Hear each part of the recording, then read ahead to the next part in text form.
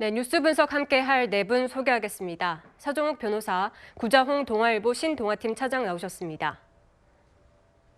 서용주 민주당 상근 부대변인, 조환범 통일연구원 수석연구위원 함께합니다. 어서 오세요. 네, 한국과 미국, 일본 정상이 미국 대통령 별장인 캠프 데이비드에서 만났습니다. 세 나라 정상은 새로운 협력을 강조했는데요. 먼저 관련 영상 보고 오시죠.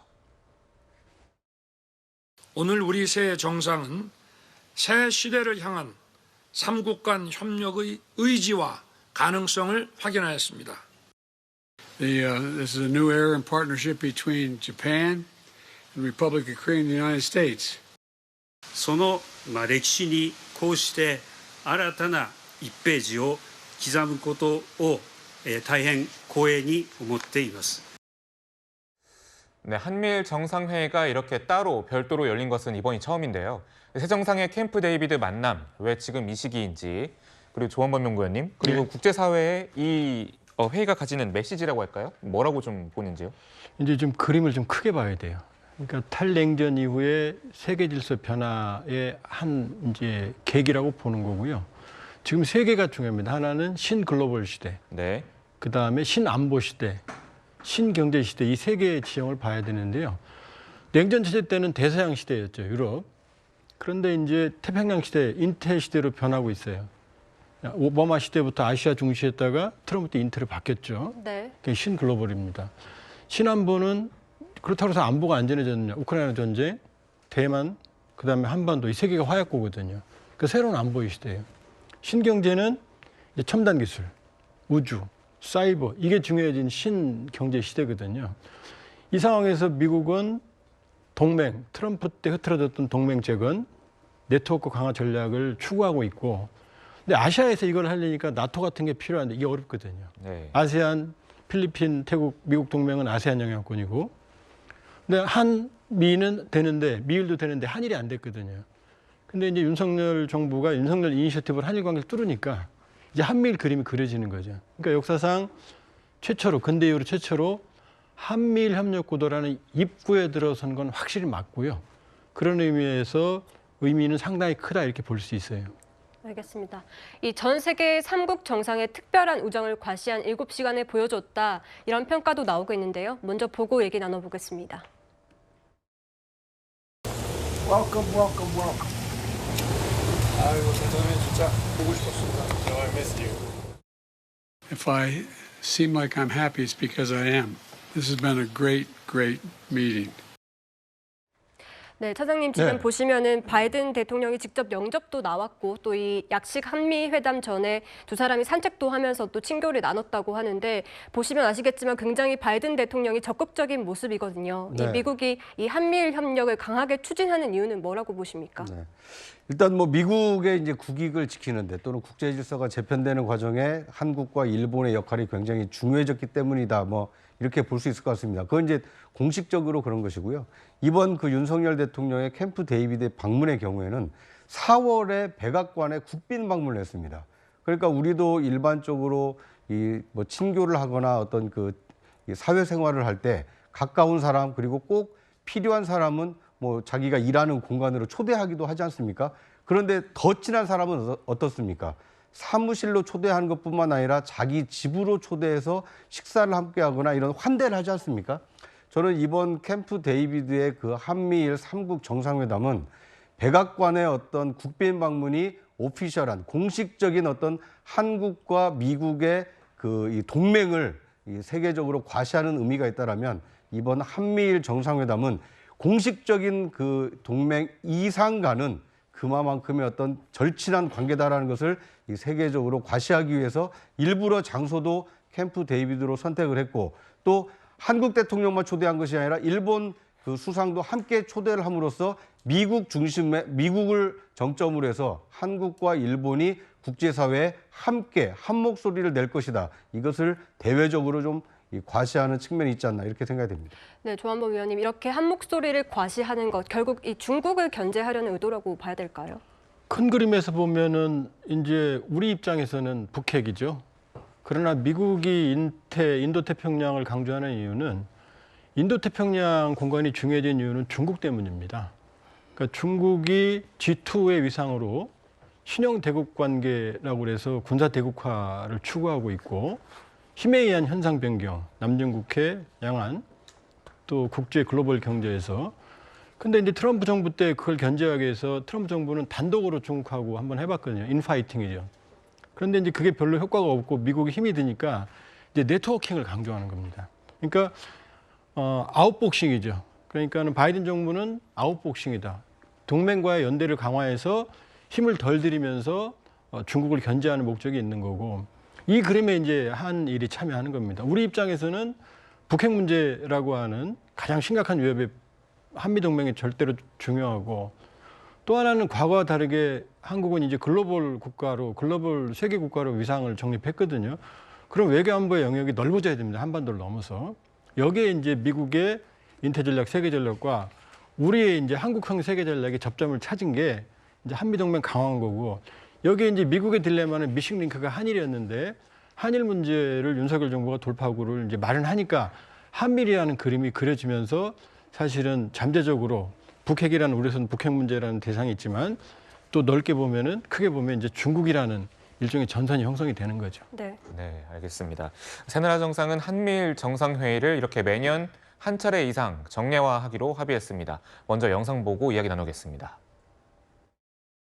Meet together on the leader level annually and to have all our relative cabinet member people meet on a regular basis from this point on. Not just this year, not next year, forever. That's the intention. 다음에는 한국에서 우리 세 정상이 다시 만날 수 있기를 기대합니다. 네, 윤석열 대통령 그 말을 들어보니까 다음 회의 장소로 우리나라를 좀 언급을 했습니다. 이제 뭐 매년 한 차례 이상 정례화된다는 게 좀 의미가 있을 것 같은데요. 뭐 변호사님 어떻게 보셨는지요? 저는 근데 이번에 그 캠프 데이비드 있잖아요. 이걸 이게 좀 크게 역사적으로 봐야 됩니다. 해방 이후에 우리나라에 저는 외교안보에 3대 사건이 있었다. 3대 사건. 첫째가 이제 그 이승만 대통령이 미국하고 한미 상호 방위 조약 있잖아요. 네. 이게 우리 대한민국의 발전에 엄청나게 우리가 안보 프리라이더 무임승차할 수 있는 엄청나게 중요한 동맹입니다. 그게 첫째 사건이고 그다음에 두 번째 사건이 65년에 박정희 대통령이 일본하고 이제 국교를 정상화한 이게 바로 두 번째 사건이에요. 그런데 문제는 한미 동맹이 있고 한일 정상화가 있는데 이게 이제 한미일이 엮이게 되잖아요. 근데 여기 약한 골이 일본이 있는 거죠. 이게 바로 북한이 말한 각권 이론입니다. 각권 이론. 결국에 한미일이 한 덩어리가 안 되게 약한 골이 일본을 잘라내야 된다. 이런 게 북한의 전략인데 이걸 이게 극복해낸 그래서 이번에 한미일이 하나로 뭉치는 이게 바로 세 번째 사건이다. 따라서 이거를 크게 역사적으로 보면 저는 이제 53년에 한미 상호 방위 조약, 65년에 한일 국교 정상화와 더불어서 한미일 완전히 협의체가 완성이 되는 이런 게 우리 외교 역사상 획기적인 사건이다. 이 전과 후로 나눌 수 있을 정도로 엄청난 사건이다. 이렇게 봅니다. 네, 뭐 방금 전에 캠프 데이비드의 역사성을 좀 말씀해 주셨는데 그렇다면 윤석열 대통령의 말처럼 우리나라에서 만약 개최를 한다면 좀 어떤 장소가 가장 상징성이 있는 장소로 좀 보이시는지요? 물론 이제 뭐 수도니까 서울이 이제 뭐 당연히 상징성이 있는 거고요. 그리고 이제 최전방으로 간다면 전에 그 트럼프 대통령처럼 판문점도 있을 수 있고 또는 이제 뭐 제주라든지 여러 가지 그거는 이제 고민을 좀 해봐야 되는데 문제는 이렇게 연례적으로 다양화하는 이게 저는 쿼드는 이게 인도가 좀 이게 약한 고리일 수 있거든요. 그 점에서 이게 더 훨씬 이게 구성이 강하다 봅니다. 네, 구정 차장님. 네. 그러니까 저는 만약에 한미일 정상회담이 대한민국에서 열리게 된다라면 뭐 서울도 상징성이 큰 곳이긴 합니다만 오히려 이 임진각이라든지 아니면 이 그 할 수만 있다라면 판문점에서 한미일 3국 정상이 회동을 하는 것도 상당히 큰 의미가 있지 않을까 하는 생각이 듭니다. 그러니까 지금 이 글로벌 뭐 새로운 이 재편 과정에 있다고 하지만 그 가장 지금 첩경, 가장 앞서 있는 곳이 지금 그 한반도고 한반도 중에서도 이 남북 분단을 상징하고 있는 곳이 지금 판문점입니다. 그러니까 이 문제를 앞으로 어떻게 한미일 3국이 헤쳐나갈 것인가. 지금까지와의 어떤 대결 국면을 더 공고히 해서 안보만 튼튼히 할 것인가. 아니면 북한 문제 그리고 북한 뒤에 있는 중국과의 문제를 어떻게 뭐 대화나 아니면 다른 소통 채널을 가동하면서 풀어나갈 것인가. 이거에 대한 이 복합적인 의미를 과시할 수 있는 상징적인 장소이기 때문에 이제 앞으로 이 정부 당국에서 여러 가지 장소를 놓고 고심을 하겠습니다만 세계적으로 주목을 받는 이 장소가 될 가능성이 크기 때문에 임진각 좀 한 발 더 나아간다라면 판문점에서 한미일 3국 정상회담이 열린다라면 이 대한민국의 어떤 높아진 위상에 걸맞고 그리고 가장 모순적인 남북 문제를 어떻게 해결할 것인가에 대한 국제사회의 관심을 이끌어낼 수 있기 때문에 최적의 장소가 될 수 있지 않을까 뭐 이런 생각도 좀 듭니다. 네, 새 정상은 이번 회의에서 3가지 문건을 채택했습니다. 하나씩 보시면요. 첫 번째는 캠프 데이비드 원칙입니다. 이 3국 협력의 원칙을 담은 것인데 이 인도태평양 지역에서의 세계 평화와 번영을 위한 협력을 강화하는 것이고 특히 경제 규범, 비확산 등 이 전체적으로 협력의 범위가 넓어졌다 이런 얘기가 나오고 있습니다. 그리고 이번 회의의 공동 성명, 그러니까 결과를 담은 이 캠프 데이비드 정신도 채택을 했는데 이 공동 비전을 담았고 또 이제 구체적인 협의체를 여러 창설하기로 합의를 했습니다. 그리고 3국 간의 연합훈련을 강화하기로 했는데요. 또 가장 중요하다고 지금 얘기가 나오는 것이 이 3자 협의에 대한 공약이라는 문건입니다. 이 지역 내 안보 위협이 생기면 이 대응을 신속히 협의한다는 약속이 문서화된 건데요. 먼저 듣고 얘기 나눠보겠습니다. Bringing our trilateral defense cooperation to unprecedented levels. That means we'll have a hotline to share information and coordinate our responses whenever there is a crisis in the region or affecting any one of our countries.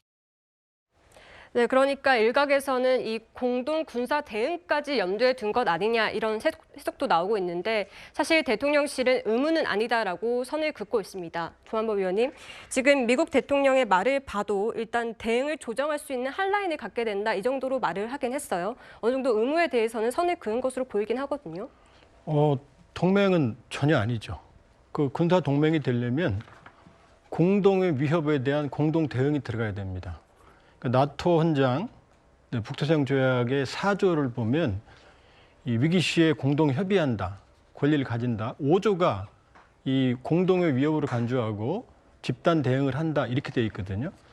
한미 동맹, 그러니까 상호 방위 조약도 2조는 공동의 위협에 대해서 협의한다. 그다음에 3조는 대응을 한다라는 거거든요. 근데 여기는 대응은 전혀 없습니다. 대응 없고 그다음에 공동의 위협에 대해서 신속하게 협의한다라지 이게 이제 의무는 아니거든요. 그러니까 지금 미국이 원하는 건 사실은 한미일 군사 동맹입니다. 그런데 한미 미일은 되는데 한일 간의 군사 동맹이 지금 어렵죠. 또 해서도 안 됩니다. 왜냐하면 지금 한국의 안보적으로 믿을 수 없는 나라라고 수출 규제를 한 게 얼마 되지도 않았거든요. 그렇게 보면 신뢰관계가 쌓여야만 되는 상황에서 한미일 동맹은 지금 어렵죠. 시간이 필요하죠. 그러니까 이 상황에서 그래도 일반적인 설린 우호 국가와 동맹 사이에 가장 높은 지점에 관계 설정을 하려고 하다 보니까 원칙이 나오는 거고 정신이 나오는 거고 공약이 나온 거거든요. 그렇기 때문에 동맹과 이것을 비교할 수는 없다. 그다음에 일각에서 쿼드나 오커스를 얘기하는데 쿼드는 인도가 전략적 자율성을 가지고 있기 때문에 상당히 느슨한 협의체입니다. 그다음에 오커스는 호주에 대해서 핵잠수함 기술을 제공하는데 우리는 한미 원자력 협정에서 핵잠수함이 묶여 있거든요. 그러니까 그 두 개하고는 비교할 수는 없다. 그러니까 새로운 현실을 인정하는 상황에서 상당히 높은 수준의 신뢰관계를 형성하는 협의체를 만드는 게 이번에 이제 그 골격이 정신, 원칙, 공약이다 이렇게 볼 수 있어요. 그러나 어느 경우든 군사 동맹은 전혀 아닌 거고 그다음에 그것도 우리 선택에 따른 겁니다. 네, 그런데요. 지금 방어를 하기로 약속한 것이다. 이 점 때문에 전문가분들은 사실 동맹이 아니라고 설명을 많이 하시는데 민주당에서는 계속 동맹 수준으로 한일 관계를 엮은 것 아니냐 이렇게 주장을 하시는 분들이 많은 것 같아요. 이거 뭐 따지고 보면 준동맹이라고 할 수 있죠. 그러니까 동맹이라고 했을 때는 뭐 이제 한미 동맹은 이미 돼 있지 않습니까? 규정화돼 있고 그다음에서 저는 이상하게 이 좀 아쉬운 부분들이 한미일이라는 국제적인 정세가 신냉전으로 가는 것까지 이해를 합니다. 그리고 윤석열 대통령께서 미국의 뜻대로 어느 정도 따라갈 수밖에 없는 상황도 인정을 해요. 그래서 한미일이 자주 만나서 뭔가 공고히 하는 부분까지는 인정하나 과연 대한민국 국익은 무엇을 챙기려고 갔는지 여기에 대해서 의문인 것이지요. 그러니까 군사동맹에 준하는 이런 선언적 의미의 협약체를 만들었다고 했을 때 미국은 중국을 견제할 수 있는 어떤 방위 어떤 협력체를 하니까 미국은 국익을 챙겨요. 일본은 일본대로 본인들이 어떤 평화헌법에 무력화라든지 본인들이 또 어떤 군사적인 부분들을 챙기는 거, 경제적인 부분은 챙기는 데 있어서의 미일 간의 어떤 외교적인 실리를 챙겨요. 그러면 대한민국은 무엇을 지금 챙길 수 있을까요? 뭐 일본 좋은 일만 시키고 미국 좋은 일만 시키고 그러면 우리 대한민국은 무슨 좋은 일이 있을까요? 북한과의 어떤 그 핵에 대한 무장에 대한 위협에서 우리가 미국에 더 큰 지원을 받을 수 있다? 그건 이미 다 돼 있습니다. 그리고 정보 체계 일본하고 하지 않아도요. 미일 간에 이미 정보 체계를 가지고 한국이 주게끔 돼 있어요. 그러면은 대한민국은 이번 한미일 공조 체제를 통해서 뭘 얻을 수 있죠? 결국에는 얻는 거는 지금 밝히고 있지 못하고 있어요. 더 나쁜 것들은 만약 북중러만 더 이 공조 체계가 더 강화되면서 한반도의 긴장만 더 가질 수 있고 경제적으로 리스크만 높아졌다라는 측면에서는 저는 대통령실에서 이번에 캠프 데이비드의 안보 부분에 있어서 어떤 그 정상 간의 사적인 교류는 높아질 수는 있으나 과연 대한민국의 국익에 무엇이 도움이 되는지 말하자면 인플레 감축법, 반도체법 하나도 뭐 가져온 게 없잖아요. 미국에서. 저는 그런 부분에 있어서는 좀 아쉬운 부분이 크다라고 좀 말씀드리고 싶습니다. 네, 한미일 정상들이 회담 직후에 오찬을 하고 있을 때 중국에서 이제 한국에 관해서 이런 외교의 행보에 대해서 이런 입장을 보였습니다. 한국이 가장 먼저 안보 압박을 받을 것이다. 연구위원님, 그러니까 뭐 한미일 체제가 공고히 되는 만큼 북중러의 체제도 공고해질 거다, 견제도 심해질 거다 이런 게 있는데 좀 앞으로 전망 어떻게 보시는지요? 이제 뉴노멀 시대가 올 거예요. 그러니까 과거의 냉전 체제는 아니지만 한미일 대 북중러라는 뉴노멀, 특히 북러 뉴노멀. 그러니까 북중 관계가 북한 외교 관계의 90에서 95거든요. 경제 외교에. 근데 러시아는 1, 5도 안 됐어요. 근데 우크라이나 전쟁 때문에 북한의 전략적 중요성이 아주 커졌어요. 우크라이나 전쟁에서 러시아가 필요로 하는 탄약과 군수품을 보급할 나라가 북한밖에 없어요. 네. 또 하나 휴전으로 가더라도 지역 재건을 위해서 러시아가 노동자가 필요한데 북한 노동자밖에 없거든요. 그러니까 북러 관계는 급속히 강화될 겁니다. 그렇기 때문에 윤석열 정부는 전략적 명확성의 외교를 하고 있거든요. 미국과 중국 사이에서. 문재인 정부는 전략적 모호성의 외교였죠. 그러니까 전략적 명확성의 외교는 글로벌 불확실성 시대에 상당히 유용한 측면이 있습니다. 그러나 여기서 오는 경직성이 발생을 하거든요. 그러면 한중 관계, 한러 관계, 그다음에 남북 관계 관리해야 되거든요. 기시다 총리 같은 경우도 시진핑 만난다고 그랬고 러시아 중요한 나라라고 그랬고 김정은과도 조건 없이 만난다고 그랬거든요. 바이든 정부도 역시 마찬가지예요. 김정은 정부가 조건 없이 만나겠다는 입장이거든요. 그러니까 전략적 명확성의 외교에서 오는 경직성을 얼마나 완화하는 과제가 남아있고 또 하나는 이제 샴페인을 산 거지 터트리는 단계는 아니에요. 네. 왜냐하면 한일 관계 입구를 형성했지 아직 줄임말이 많거든요. 네. 그러니까 일본이 신뢰성 있는 조치를 취해주지 않으면 사실은 이 한미일 새로운 협의체의 안정성이 지속 가능성이 좀 약할 수밖에 없어요. 알겠습니다. 지금 일본에서는 또 이 오염수 방류 시점을 판단해야 할 최종 단계에 이르렀다 이런 얘기까지 나오고 있는 상황이거든요. 그래서 아무래도 윤 대통령 입장에서는 이 한일 관계에 대해서 국내 정치적으로는 부담을 느낄 수밖에 없을 텐데 그럼에도 불구하고 이번 한미일 협력을 통해서 얻고자 했던 것 뭐라고 생각하십니까? 네. 일단 지금 그 북핵과 미사일 위협에 대해서 대한민국만으로는 지금 지켜내기 어려운 것 아니냐 이런 우려가 있는 것도 사실입니다. 이제 그런 안보 또는 국방 외교에 대한 어떤 불안감을 불식시키는데 한미일 삼각 협력체를 견고히 함으로써 그런 안보 불안감은 좀 어느 정도 해소시킬 수 있는 이 토대는 마련이 됐다 이렇게 볼 수 있을 것 같고요. 네. 다만 이제 앞으로 남아 있는 대중 관계 또는 대북 관계, 한반도 이 평화 관리를 어떻게 해나갈 것이냐라는 이 숙제가 남아 있는 겁니다. 그러니까 가장 최악을 막을 수 있는 최선까지는 아니지만 최상의 이 선택지가 한미일 삼각 협력 체제였다라면 앞으로 남아 있는 대중 관계, 이 대북 관계를 어떻게 풀어나가느냐 이것이 이제 윤석열 정부에게 남아 있는 과제다 이렇게 볼 수 있을 것 같습니다. 저 잠깐 좀 시간을 좀 주시면 두 가지만 말씀드리고 싶은 게 첫 번째 그 한미일 좋습니다. 공조 체제를 강화하는 거 좋은데 짧게 할게요. 왜냐하면 그 한일 관계에 있어서 누구 마음대로 과거사를 털어주죠? 일본은 지금 과거사를 반성하지 않잖아요. 근데 누구 마음이죠? 윤석열 대통령 마음입니까? 그건 아니잖아요. 두 번째, 저는 대한민국이 한반도의 운명을 한국이 결정해야지 미국과 일본에 맡겨놓습니까? 미국과 일본은 이미 북한하고도 대화를 하겠다고 열어놨는데 대한민국은요 거기에 대해서 이런 방법이 없습니다. 이런 외교 정책을 하는 부분이 불안할 수밖에 없다. 저는 그런 말씀 좀 드리고 싶고요. 저는 이 두 가지 부분들을 한미일의 이번에 캠프 데이비드 저는 잘했다고 봅니다. 하지만 이 두 가지 부분들도 채워나가지 않으면 이게 좀 빛을 발할 수가 있다. 저는 그런 좀 조언을 드리고 싶습니다. 알겠습니다. 지금까지 한미일 정상회의의 성과와 그리고 앞으로의 숙제까지 저희가 살펴봤습니다.